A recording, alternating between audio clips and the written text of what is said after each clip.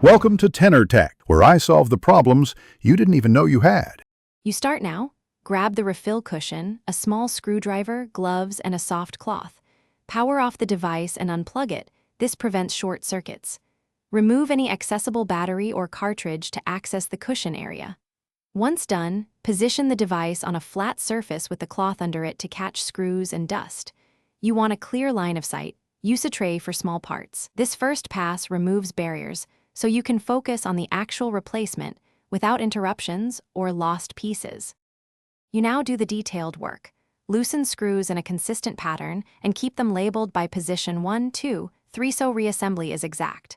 Once screws are out, lift panels gently and locate any ribbon cables or clips. Release them slowly to avoid tears.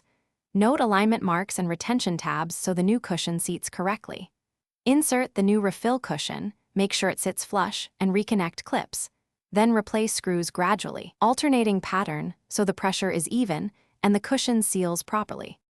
You finish by reinstalling the battery or cartridge, plugging in, and powering on to test the cushion across its full range of motion and function. If something feels off, power down immediately and reseat the cushion. Often a misalignment or pinched ribbon is the cause. Make sure no debris or adhesive residue remains.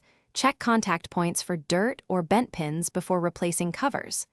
Once verified, tighten final screws and return the device to service. If problems persist, document symptoms for a targeted repair step. Thanks for watching. Subscribe to keep your life in tune.